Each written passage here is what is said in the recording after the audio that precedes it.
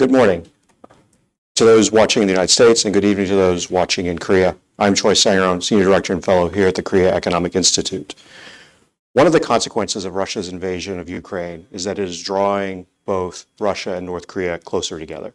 For a while now, there have been reports that North Korea has been providing weapons to Russia, specifically to the Wagner Group. And we also know that recently Vladimir Putin and Kim Jong-un met for a summit meeting.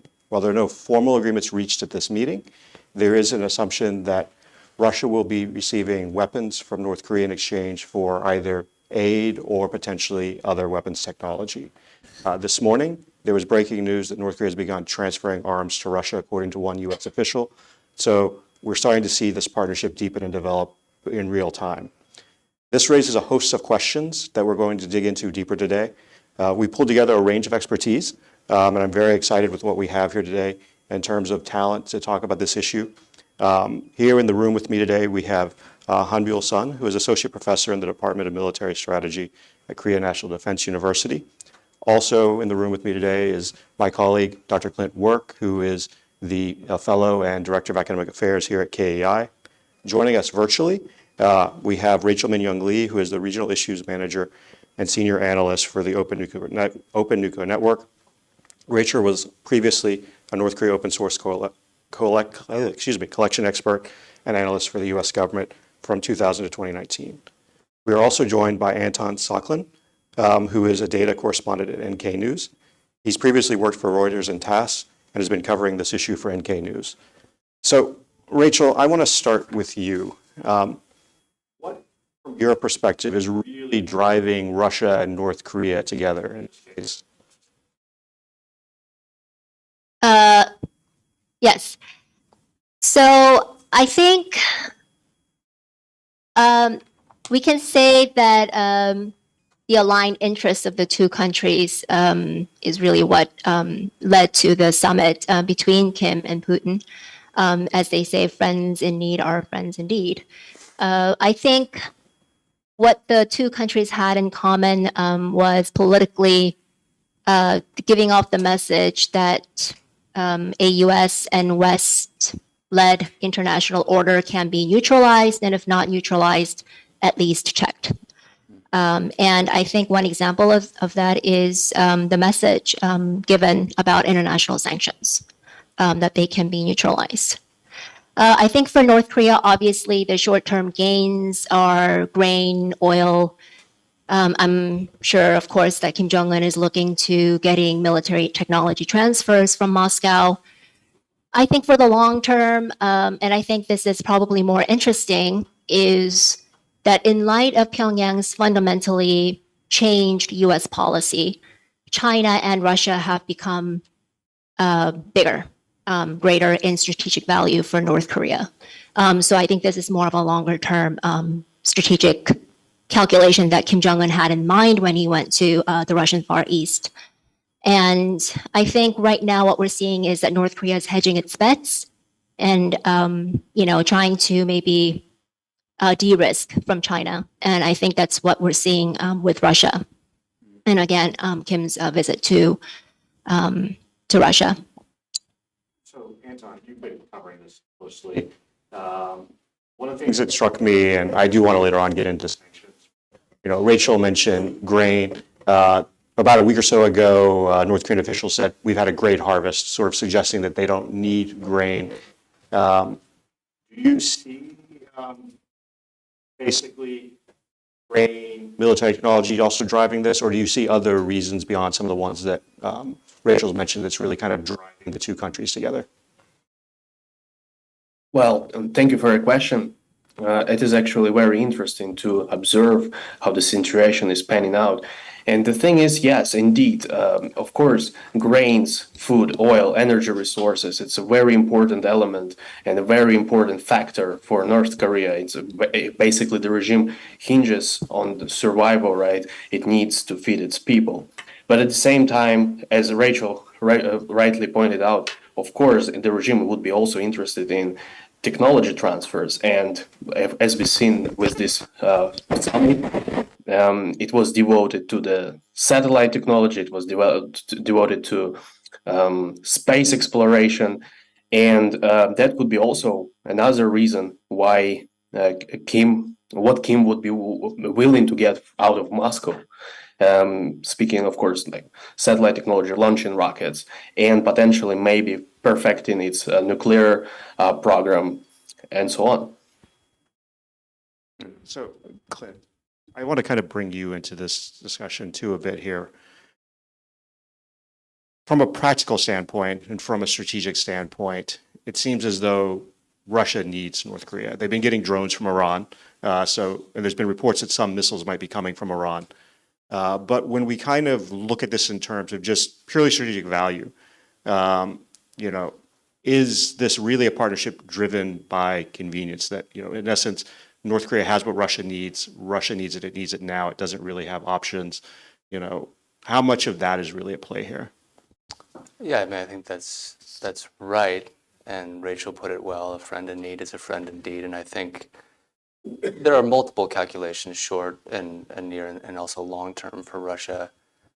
I think buying time and space, particularly over the next year, to drag this war on and hopefully, from Putin's perspective, you know, a Trump candidacy, assuming Trump is the candidate for the Republican Party, which I think is a rather safe assumption. And if he can be elected, that will notably shift the U.S. position on Ukraine. So if Putin, in that relatively short 14-month window, can garner the resources he needs to at least drag the war on to potentially get to a more advantageous geopolitical environment, I think that is the immediate calculation. But I do think it also fits into the larger, bigger picture, which we'll get into, I think, of, you know, hardening geopolitical lines and tightening relations, though very complex, between China, Russia, and North Korea. And this is part of, again, as Rachel said, if not rolling back, that may not be the expression she used, checking or countering a larger U.S.-led coalition. I want to kind of underscore, you know, your point about this is about buying time.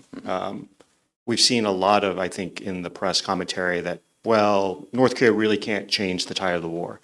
And I think that's a questionable assumption because at the end of the day, one of the things that you'll see in the press is, you know, one, I think we have a very poor understanding of what North Korea actually can provide Russia. So I think we need to start from that premise. There's lots of reporting that, you know, they can provide millions of artillery shells a year. If you look at the production capacity, both in the United States and in Europe, we're talking of tens of thousands a month, you know, so you're getting to like maybe a few 100,000 a year. Quality is probably going to be a lot worse on the North Korean side, especially since reporting suggests that, you know, North Korea is not willing to give its newer artillery, its more stockpile type equipment. But I think this is kind of a key when you think of this from a strategic standpoint, because, you know, we've seen here in the United States with the continuing resolution to keep the government open, Ukraine funding was stripped out. There's a pushback in the Republican Party. There's clearly the potential, due to politics of the United States, to take and really shift U.S. support, which could then shift the war. So, I mean, I think your point about this isn't necessarily about whether North Korea can win the war for Putin is important. It's about, can North Korea buy him enough time to maybe get a Trump presidency, which then radically changes potentially the strategic landscape. Yeah, and maybe not just drag it on, but potentially gain advantages. I mean, it was reported today that the U.S., I think DOD confirmed it, that they transferred some Iranian ammunition that they had seized to the Ukrainians, and you know, it's understandable that they did that, but continuing resolution, potential government shutdown. It's possible that the supplies that we've been providing to Ukraine, even if on a marginal level, start to not dry up, but lessen. And if Putin can gain from what he gets from North Korea, they might even make advances on the battlefield again. And if Trump is elected, that much more advantageous a position. So I want to pick up the thread you laid down and turn to Hanbyeol. We've been mentioning a range of different possibilities of what could be provided both ways. What do you think could realistically be provided by the North Koreans to the Russians, and vice versa? Actually, you guys remember their previous meeting in 2019, shortly after the failure of the Hanoi summit. That seems to be marked by this complex calculation. But still, they exploit the kind of the chasm of the international order, the change of the international order. Now, the absolute Ukraine war, this makes them closer together. But still, I think, the driving force is that desperate Russia had reached out its hand to the North Korea, and then similarly desperate North Korea, they accepted it. But however, I think the two countries have different perspectives. The Russia appears focused on the short-term deals, as Rachel and Anton said, and for example, artillery shells. But while North Korea seems to prioritize long-term cooperation, for example, nuclear and missile technologies. So I'm with you, Clinton, that we have to focus on the very long-term and strategic goals of the both countries. So, I think that's, I'm guessing what was exchanged, but we saw that the news media from today, in this morning, reports suggest that North Korea acquired the surveillance. I mean, more than the ammunition. North Korea's surveillance assets, advanced fighter craft, and the air defense system from Russia, while Russia obtained the ammunition, shells, and rockets from North Korea. So can I just follow up with you for a second? Because, we saw Kim Jong-un in Russia. He got a tour of an advanced fighter jet in Russia. And when we think about what North Korea may actually want, it seems to me that there are certain things that would be of more utility to them than others. An advanced fighter jet may look fancy, but at the end of the day, it's probably not in any conflict of great utility. So maybe what do you think might be some of the things that Kim Jong-un really wants from Russia in terms of technology? Yes, as you know that North Korea already have the development of their 5-year plan, and the defense development plan. It is not like that from just some in the short term small, just some satellite or the other things technology. It is really related on their ICBM, the satellite, the space program like that. So I already said that the focus on Kim Jong-un's focus on the long term. The cooperation, in example, the nuclear and missile-related technologies. Thank you. So I think when we look at it that way, one of the things that's interesting, and I don't remember what year it was, but there's been a long-standing offer from Putin to put North Korean satellites into orbit. So, this is something that I think, was an easy door for them to push on. And North Korea clearly has shown a greater interest in developing satellite technology here in the last, even just the last year when they had their failed launch. So, it seems like there is sort of a marriage you could have here in terms of cooperation. And North Korea's on record, they've committed to attempt a third launch this month. I do, because you're not in the room, we don't want to forget you. Maybe just turn to Rachel or Anton if you want to, add anything to the discussion we've been having. I actually have a question, if I may, and maybe this is a good one for Anton. I think there's been some talk about Najin, right, the Rajan area, and the port. Russia possibly taking an interest in revitalizing the Rajan project, and possibly even using the port for its Pacific Fleet ships. So do you think that's a possibility, or that's even like a likely scenario, in your opinion? Well, thank you for asking. Before I answer actually that question, I wanted to address a different point. Whenever we talk about North Korea, we also should not forget the point that Kim Jong-un has this penchant for drama and theatrical performances, right? And he, as any other politician, enjoys shows. So one thing that he actually might want is same as in the West, same as everywhere. It's publicity. And joining Putin Doesn't matter that Putin is now considered an international sort of like dictator pariah. It's still an international leader, and Kim has been confined to his probably or bunker or palace, whatever you call it, for years now, right? So and publicity never hurts. So that would be my just little point. And now I will get to the regime port. Indeed, Russian officials mentioned that they thoroughly discussed this possibility of reviving the project, Rajin Razhan logistical project. And it sounds like a real possibility that they might start working on it. There are talks about actually building a car bridge over the Tumangan River, and it indeed can happen. There were several messages from Russian officials, regional officials, saying that they would like to also establish like a hub or even jointly produce certain goods with China and North Korea. It's all a possibility, of course. However, you also mentioned this point about the Russian Pacific Fleet. Well, I stare at this particular port pretty much daily. We are using satellite imagery, and I can tell you that there is like 3 piers, right? They do not have the capacity at this moment to host like big armada of naval ships. Several ships, several vessels definitely could join, several warships could be burst to them. But at this point, talking about like housing huge armada would be probably an overstatement.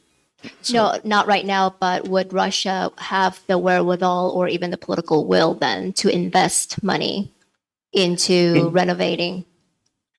Absolutely, I do think it is possible. It is possible. It actually raises a whole avenue of questions, right, about what kind of labor force would be involved in this project. Would there be any joint projects across the river? Would there be any sanctions? But it's an open question. But I do consider it's a possibility. That's true. So, I see you have a comment. So you go, and then I'll ask Anton my follow-up. Yeah.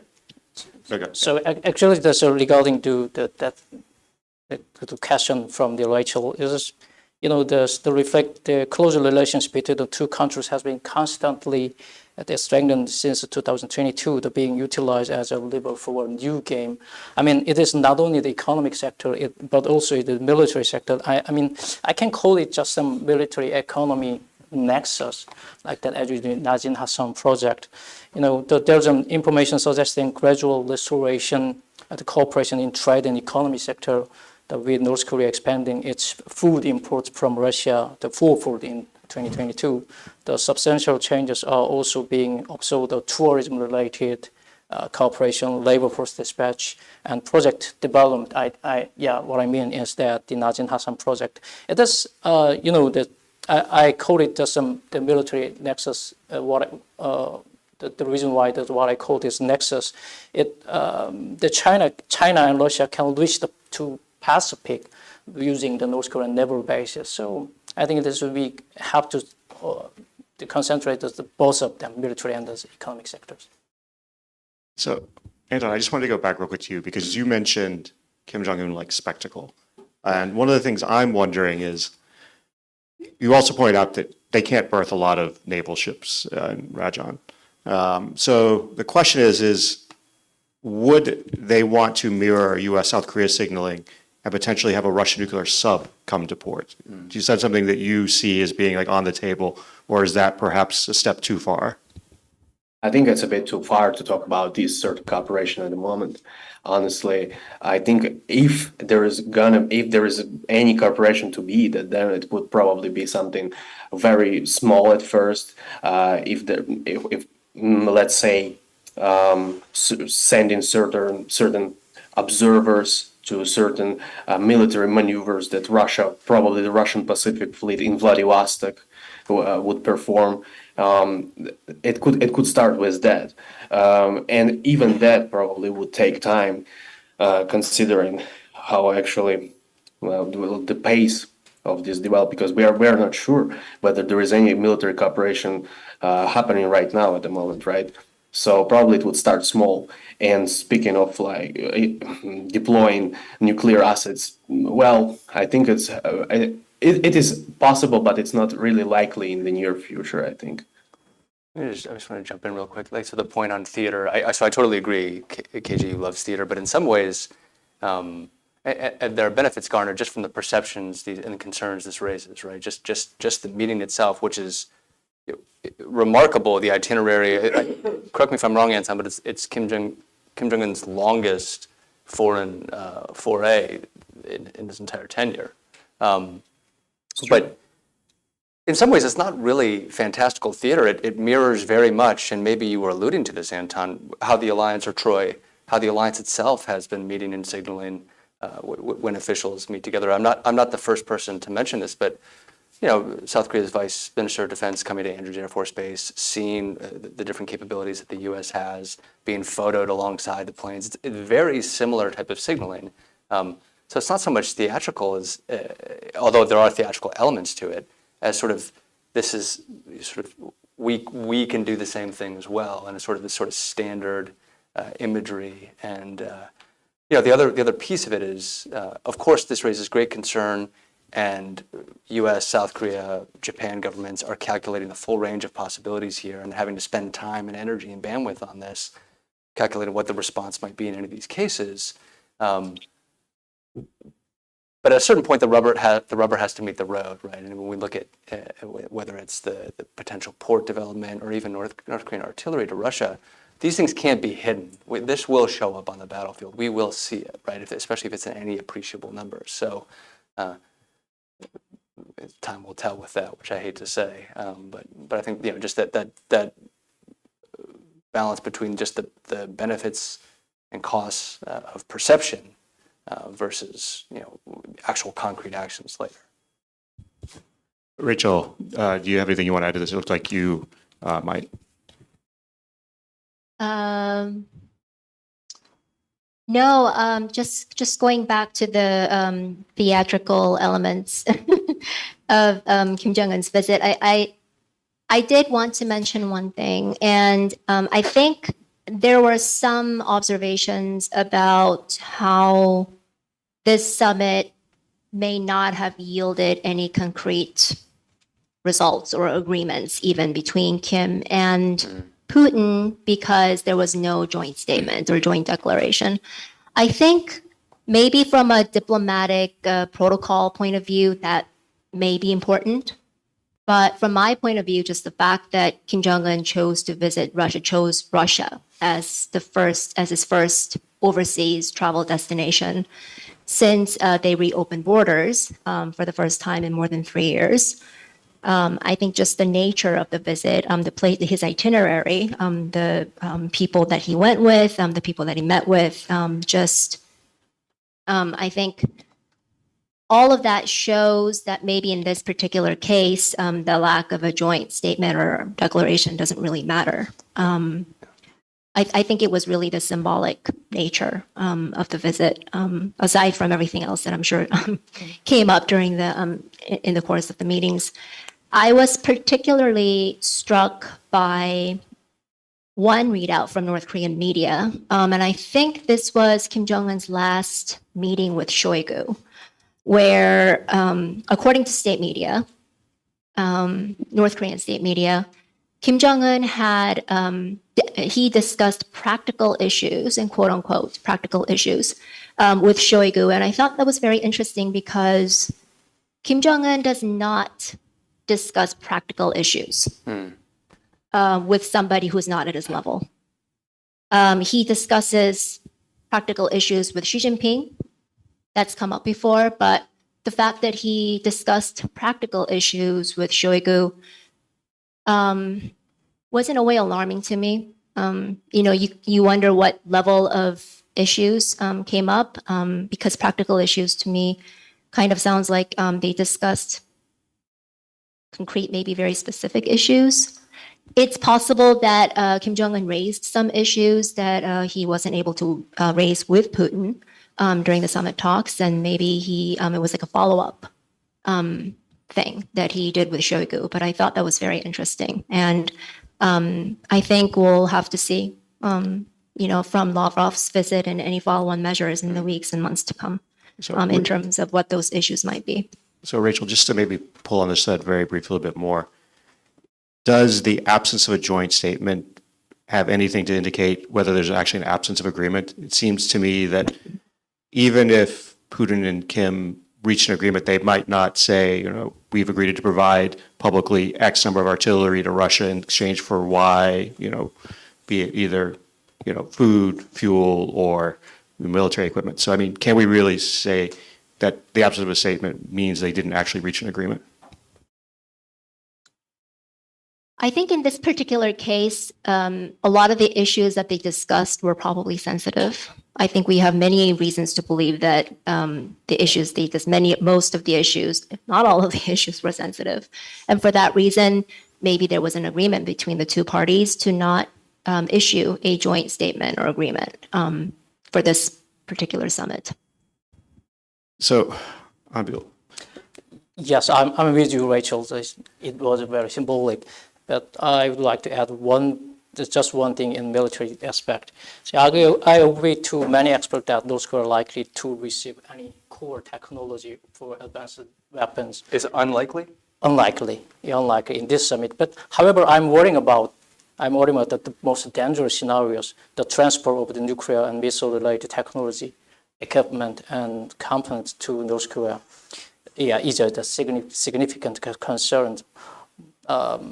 The likelihood of Russia providing core nuclear technology is very low, but there is a clear potential for some technology transfer because North Korea is really eager to receive that kind of the technology. North Korea has identified advanced weapons, ICBM, nuclear submarine, and SLBM as a key priority in its 5-year plan. And Russia technology is crucial. It is noteworthy that Lee Byung-chul, he is a deputy director of the Central Military Commission, and Jo Chun-yong, the head of the Party Defense Industries Department, who were part of the delegation. And on the other hand, the conventional technology are also significant concern. Russia has a wide range of nuclear military technology it could provide to North Korea, given that North Korea is the outdated naval and air force. Yeah. So any technology would be considered valuable for the North Korea. Yeah, that's right, and especially in a context where the U.S.-South Korea alliance's non-strategic conventional assets are steadily improving, and some emerging sort of long-range precision things are coming online. It's diminishing the deterrent value of North Korea's own nuclear weapons and missiles, right? So let's kind of maybe move more in this direction. What really are the implications for South Korean security, just specifically the U.S.-Korea alliance, maybe more broadly, and then security within the region? And we can even look at this from the perspective of what does this mean for Russia and North Korea's own strategic perspective and security? Maybe Hanbul, why don't you kind of start off, maybe give us a little bit of your thoughts on what this directly means for South Korea? Yeah, actually, the North Korea seems to maximize its value amid the U.S.-China and amid the U.S.-Russia competition. So strengthening ties with Russia that partially alleviated North Korea's political isolation, enhanced the Kim Jong-un regime's legitimacy, and the encourage to pursue missile and satellite development. So I'm concerned that North Korea might leverage Russia for its provocative actions from now on. So what I want to say is that this summit, the probable deals matters to Korean Peninsula a lot more than Ukraine. So especially in the long-term competition between two Koreas. So, Anton, do you have any thoughts on what this maybe means for the U.S.-Korea alliance? Well, before actually answering that, I wanted to circle back to the point about signals, what kind of signals Russia and North Korea have been sending recently, and the absence of a joint statement. In my opinion, I agree that definitely this the entourage that they staged, how the process of the itinerary, how everything was organized, it literally mirrored what we see often in the West and in South Korea pertaining to the U.S. relations with the U.S. And however, I also see this collaboration as a clear message in a sort of wider context, considering the wider global implications, including, of course, Ukraine, first of all, because we have this issue pretty much pending right now, whether South Korea is going to provide lethal weaponry to Ukraine, and it's a real issue for Putin, who would not want this sort of collaboration to happen, and staging these high-level talks, sort of putting the world at awe and how it was organized, what sort of issues, practical issues, and sensitive topics that Rachel mentioned were brought up there. All of this solidifies Putin's position and a clear message that we do not want any interference on Russia's western front, and it sort of signals, first of all, of course, it's a signal for Seoul and Washington to sort of scale back their pressure on South Korea. And speaking of the absence of a joint statement, it is also very interesting, and I'm glad that it was brought up, because indeed it struck many observers as quite interesting, but at the same time, the absence of any open, publicly shared statement means that probably the two sides do not actually owe anything to each other. So it's a cooperation that you can enjoy while it lasts. So we show these theatrical performances, we send clear signals to our counterparts, but at the same time, we do not actually owe anything to each other. Yeah. And we will see how the relationship is going to pan out in the future. So, and that's the point that I actually wanted to kind of bring back to our little discussion. Yeah, I think that the absence of a joint statement is intentional, I think, for multiple reasons, right? One, why would they, especially when a lot of this cooperation would entail a direct violation of sanctions, which we'll get into in a second, why would they announce that if they're doing that? And two, not saying that all issues are, as Putin said, are under negotiation. It leaves all of us guessing, like we are in educated ways in today's program, right? So it leaves so much to doubt. Just to piggyback quickly on what Anton said about Russia's motivation to pressure South Korea not to outright supply munitions to Kyiv. Right, this is also could be read as sort of pressure and punishment for what it's already done. It's an open secret that South Korea has provided large amounts of artillery to the U.S. These are fungible things. You build up one stock and another stock finds its way to Ukraine, with Poland as well. And so people can wring their hands that Seoul hasn't been vocal and said they'll provide direct lethal aid, but they are indirectly doing so in relatively large amounts. So I think both can be true, right? Punishment for what's already been provided and pressure to not provide more. And there's a delicate balance here in this, which is that, you're right, it sends a signal to the U.S. and South Korea that you might want to hold back on this because we could do more.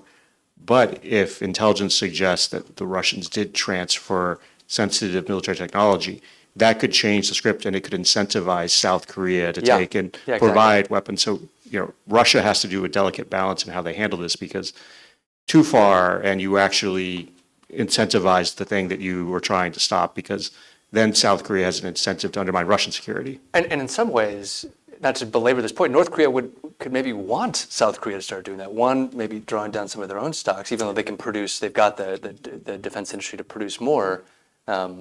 But it's only going to lead to further Russian displeasure and maybe further cooperation with Russia, which would be to North Korea's advantage, right? So that might be something that Russia wouldn't want to have happen, but I could see KJU in some ways wanting that to happen. Hey, Rachel, I want to bring your thoughts in on this.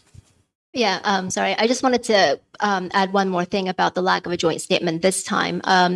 We should keep in mind that Putin has yet to visit North Korea, reciprocate the visit, and it sounds like he is going to go. It's just a matter of time. So it could be that we might see something, a joint statement, communique, declaration at the end of that visit.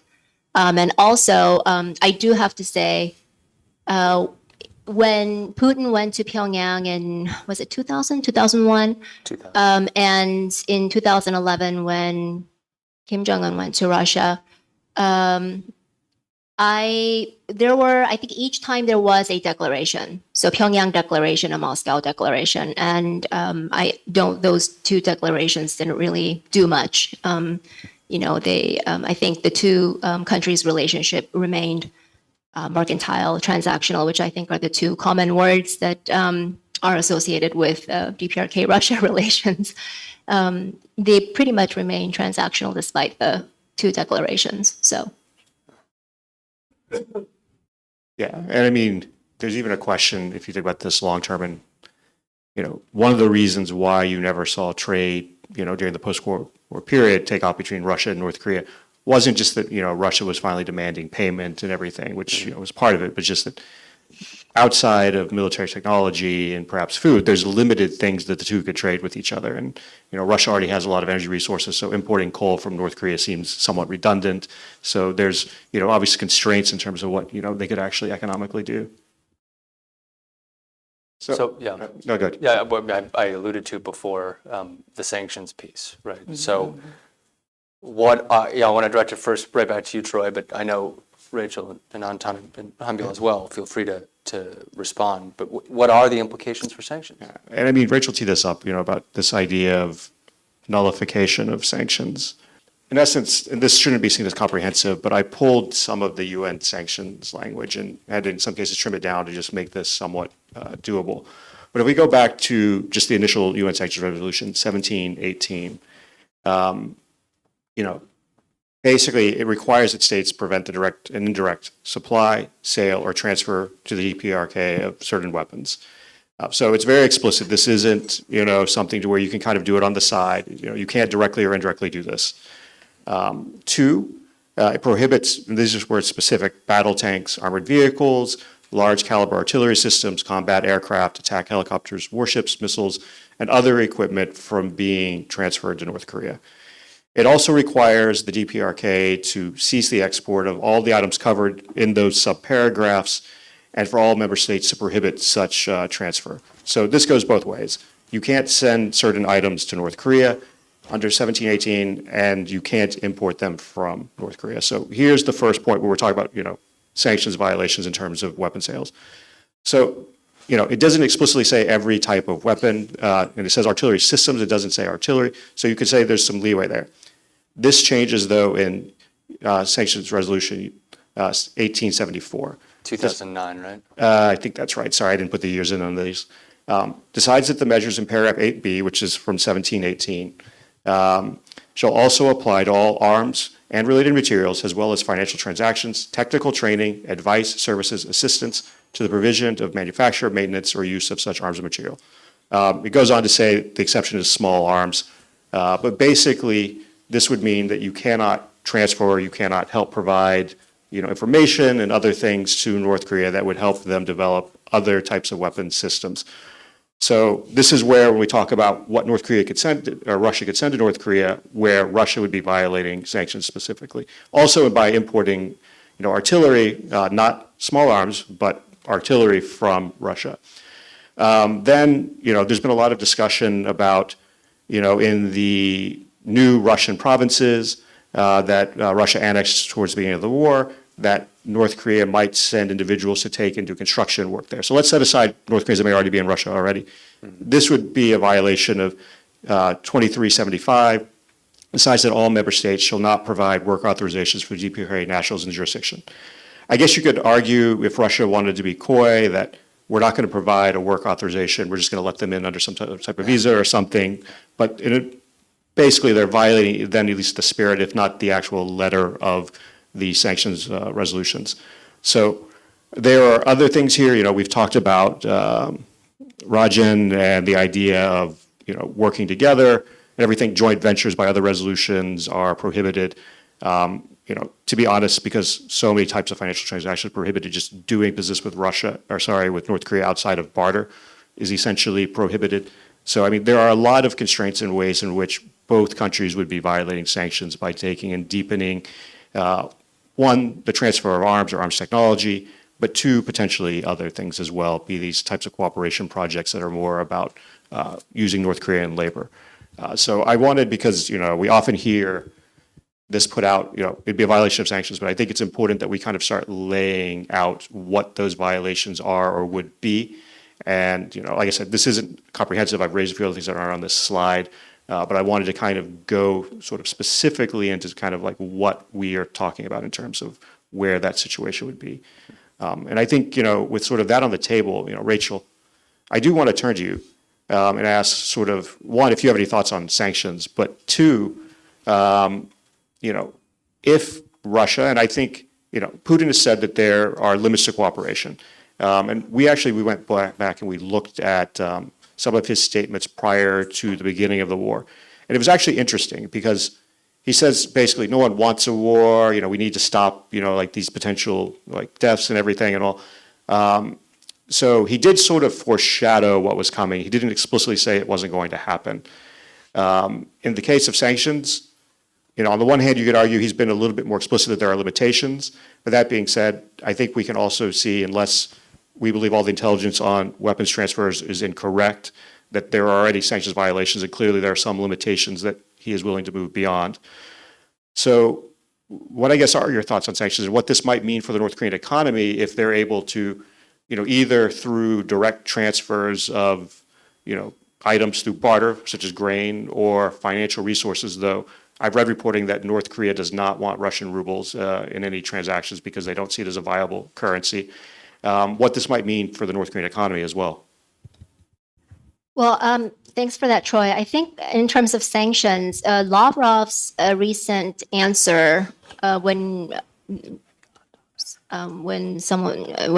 he was criticized, and he and his government for basically turning a blind eye to sanctions, was that yes, Russia did approve sanctions against North Korea in the past, but those were different times, and we find ourselves in a different time now.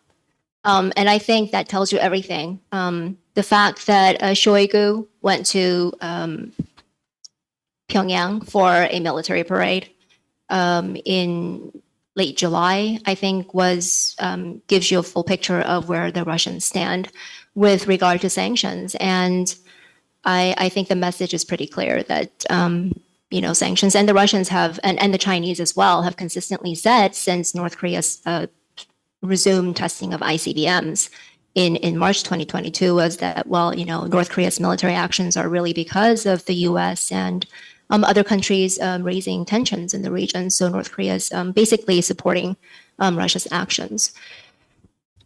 In terms of implications for the North Korean economy, I think that grain, oil infusions may help to mitigate shortages on a superficial level, maybe help things going. But I don't think that such help from Russia will impact the North Korean economy fundamentally.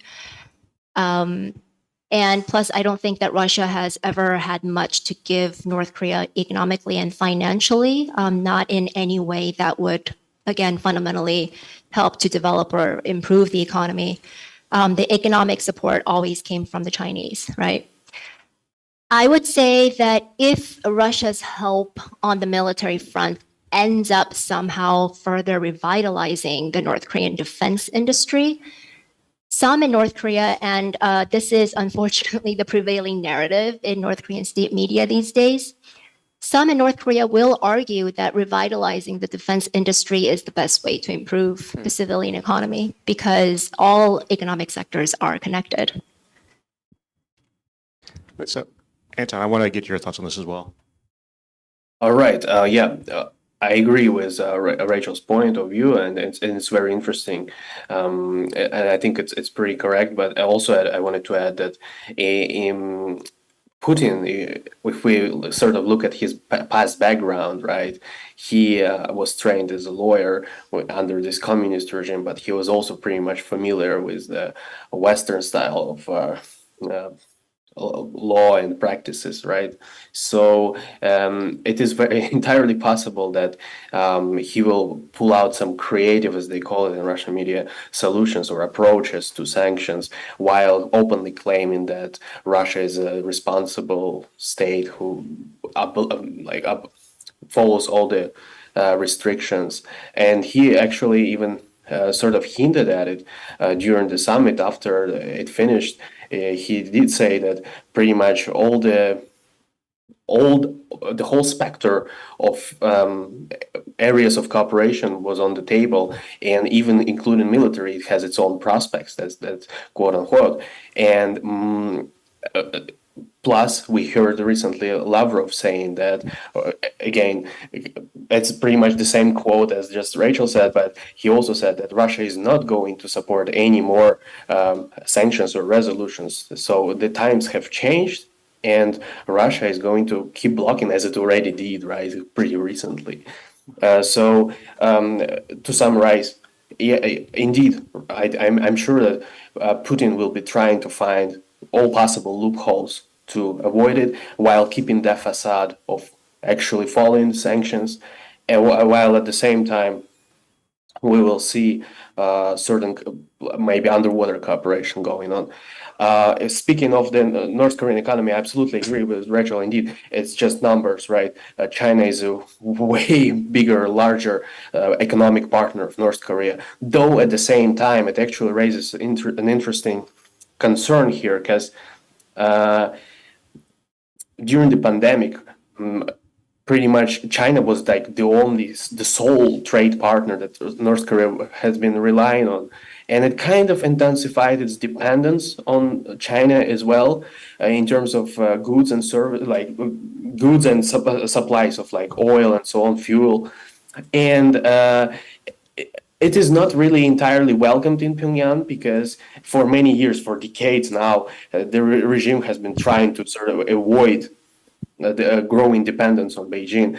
So it could be another point of concern. But indeed, Russia in this game would play very minor role. Even if we look at now at the size of grain shipments that Russia sends to North Korea, they're minuscule compared to what China sends.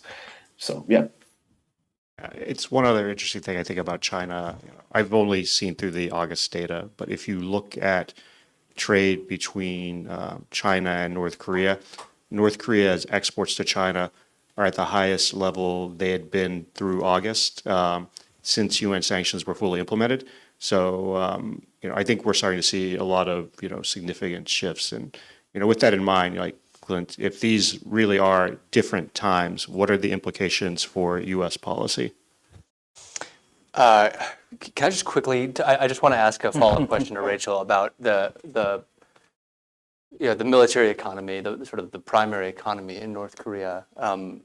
You obviously do a lot of work tracing the internal economic debates, right, within North Korea, and you mentioned, one sort of school of thought that both, sort of getting the military economy going, if they're starting to produce maybe artillery shells in larger numbers over time for Russia, could have spillover effects for the secondary economy, right, the people's economy. And theoretically, you might be able to make that argument, especially if these orders are significant and sustained over time, right, that it is going to garner resources that eventually in some way would spill over. The other argument is that, of course, this would just create greater distortions to an already profoundly inefficient economy. What is your read on that, right? I guess part of it's like we don't know because we have to see what sort of production was occurring, so it's an unfair question, but maybe just burrowing down a little bit more into that sort of debate. No, Clint, you're absolutely right. Whatever North Korea, so you have every country has a limited amount of resources, right, that it can invest in anything. And the more you invest in defense, common sense would dictate that much less then goes toward investing in the civilian economy. And it's the same with North Korea. But the narrative that we have seen for a while now in North Korean media is this real push for justifying why priority should be given to the defense industry. I think especially this year, we've seen a stronger push in that direction. I thought it very interesting and telling, I would say, when Kim Jong-un went to, and this was a state media readout of a series of the multiple visits that Kim Jong-un made to the various munitions factories in early August. In one of the munitions factories, he mentioned defense economic work. And I don't think that was a mistake. It was defense economic work, and that emanates from defense economy. And I think that sort of encapsulates where they are going with the economy, where their priorities lie. It came during, again, one of his visits to munitions factories where he said that the munitions industry should take the lead. That logic is definitely the prevailing logic in the North Korean, in North Korea. And I do think that and this goes in line with some of the language that we're seeing in state media about belt tightening. That was mentioned, sort of they slipped that in there in a very high profile political essay in the Party Daily in March, when they were basically increasing or raising tensions and really increasing rhetoric, anti-US and anti-South Korea rhetoric. Today's generation does not mind having to tighten its belt for the safety and security of future generations. So that really is where the country is at the moment. Okay. So I just want to say, because we're getting close to time, I do want to get at least two other issues on the table for us to briefly discuss, but then turn it over to try and get one or two audience questions in, both either here or online. If you're online watching, please put the question in the YouTube chat function. But so before we turn to the audience, so Clint, I want to get your thoughts just real quick on the implications for U.S. policy, and then Rachel and Anton, we've both been kind of dancing around the China issue here. How does the Putin summit affect North Korea's relations with China, and what is China's view potentially of this deepening cooperation between Russia and North Korea? So we'll go to Clint first, then Anton, and then Rachel. Yeah, so there's a lot there. I'll try to make this really concise. So we've seen the U.S. messaging, honestly, is not that different from what we've heard over the last 2 decades. And I was going to say, where has that gotten us? Not as if to imply U.S. policy is the cause of where we've gotten, but it is one of the variables. One question, especially based on our discussion about sanctions, what more they can do sanctions-wise? Of course, one potential angle, and we've seen this already, is China. And, obviously over the Trump years, there was direct engagement with North Korea. Sort of the voices of China's got to do something about it were muted for a period. We've seen a return to that narrative now that China needs to come in and help do something about this. I find it very hard to believe. I think there are reasons for Beijing to try to put limits on this and constrain how far it could go for their own strategic interests. But I find it very hard to believe that Beijing is going to do anything that would serve U.S. interests in this regard. And any U.S. pressure, like actual sanctions on Chinese firms or the government for that targets some of their cooperation or looking the other way with North Korea, is only going to elicit the very opposite reaction. So U.S. North Korea policy, and especially in this broader context, is at a profoundly difficult crossroads. And I see no appetite in Washington to imagine anything different other than what we've been doing, which I don't think is going to improve the situation.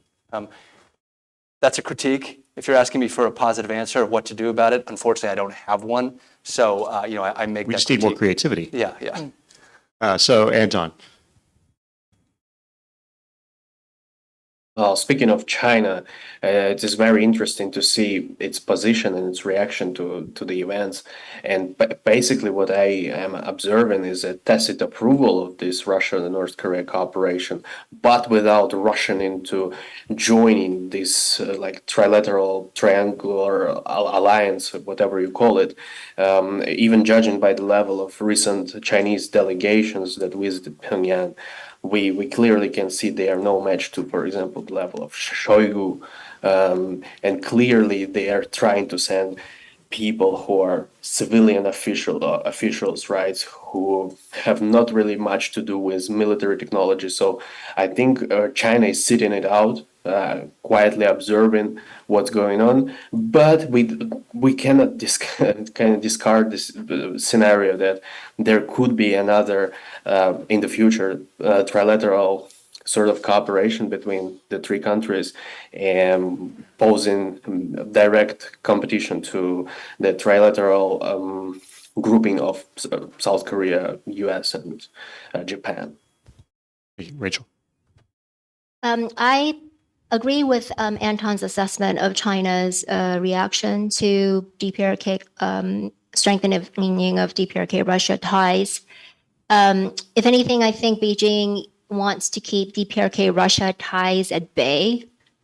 I think for me, it's interesting what we're seeing with North Korea and its treatment of China after China sent a lower level delegation than had been anticipated to the War Victory Day celebrations at the end of July. After that, you will see that there has been a slight cooling in North Korean messaging toward China. So I think this is something that we want to keep tracking in the future to see where that goes. Thank you. I have a quick comment about the China's issue. The China is cautiously maintaining some distance from both North Korea and Russia, and I think there's the international community and ROC, US, Japan, trilateral cooperation, and will have to prevent China from making hasty moves. So as we know that the United States have communicated its message to Beijing through the various channels, and China seems to take it seriously until now. So of course, maintaining some diplomatic space with China is still essential. So, but this now, however, the actions of the ROC, US, and Japan are crucial. We previously emphasized the integrated deterrence must put into the action, and the progress in military and diplomatic cooperation should be pursued and concretized as the trilateral summit have some declaration. All right, so I want to take questions. All right, so I see many here. All right, I'm going to try to group some questions together. One, I saw this lady here in the back. She put her hand up well beforehand, so we'll start there real quick. If you could give your name, affiliation, and just be brief in your question. My name's Tara McKelvey, and I work for Radio Free Asia. So my question is about the weapons transfers. So Anton says that he's not even sure these are taking place. So I'm curious, I mean, is it that the U.S. intelligence reports are wrong about these transfers? You mean North Korean weapons to Russia? Yeah. And then if they are happening, you've seen reports, I'm sure, about this train going across the border. What do you think about that? And how is it going to happen, just in a practical matter? Thanks. All right, so Ji-woon here. Jae Park from Radio Free Asia as well. So thank you for providing insight today. And I know some of you mentioned about Donald Trump. Putin want to buy some time to get elected Donald Trump to do these things. So what do you think of dynamic would change if Donald Trump get elected between Russia and North Korea? Thank you. All right, Tolaraya over here.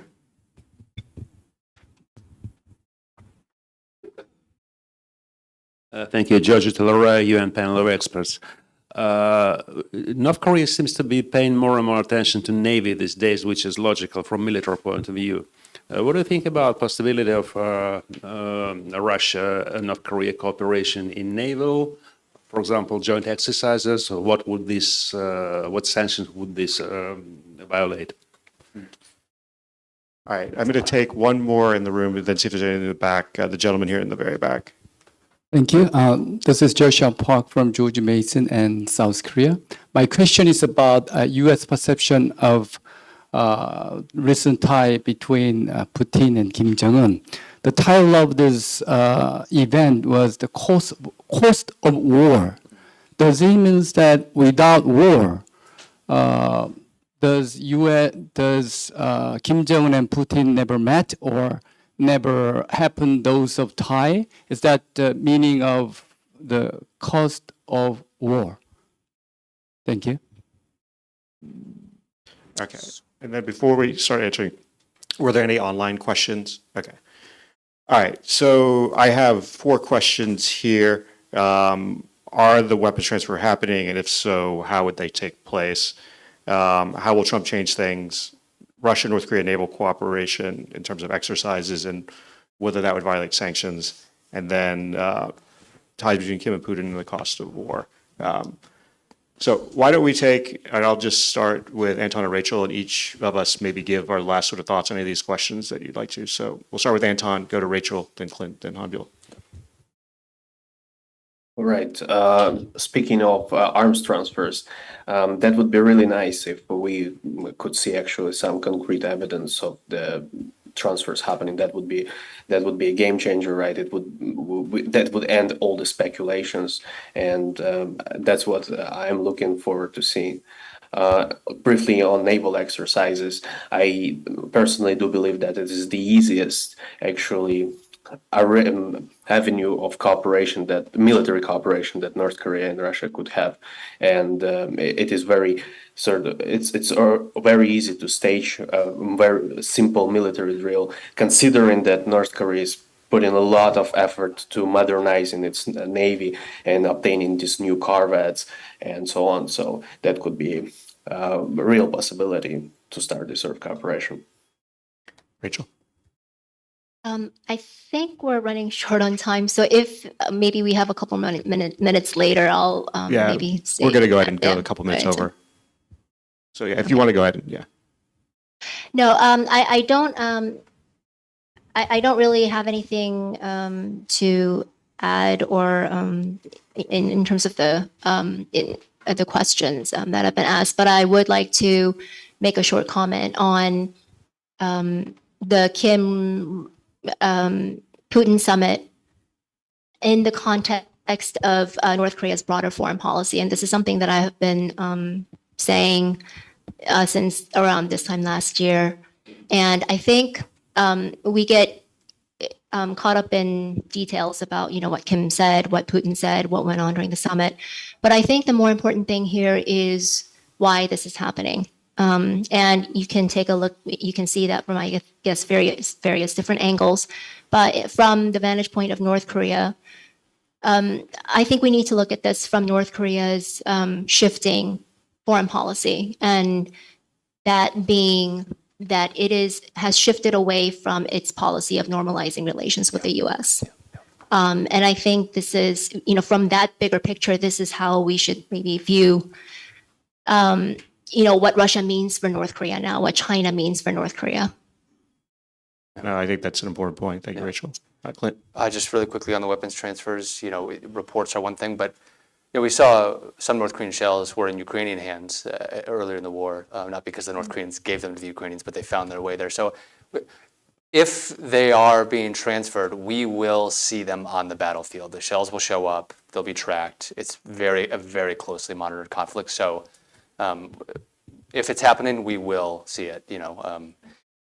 Trump, just quickly, if Trump's reelected, his second term will be, this is my opinion, far worse than the first. He'll be on a retribution tour. He'll test the resilience of U.S. domestic institutions far more than he did in his first term. He will praise Putin, as he's done consistently. He's consistent in some things, and in that he's consistent.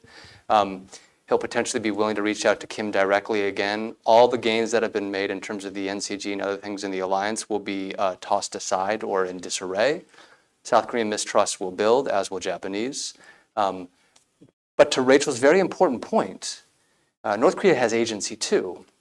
And though I think they'd be willing to play some ball with Trump, I think their position has, and their foreign policy calculus has fundamentally shifted. They focused on normalization with Washington for the better part of 30 years, as Rachel mentioned.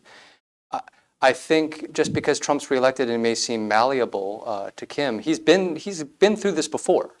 I don't know if he'll be fooled twice. So that may elicit a reaction, an angry reaction from Trump. So we could see mistrust in the alliance and erosion of relations with North Korea at the same time. So that's not a rosy picture, but that's what I think would happen. So very positive right there, Yeah, Clint. yeah. Hanbyo. Yeah, may I take the first question about that, the ammunition? The Russia likely saw the immediate need for cooperation with North Korea, as Russia couldn't afford to continue dragging as the Ukraine war.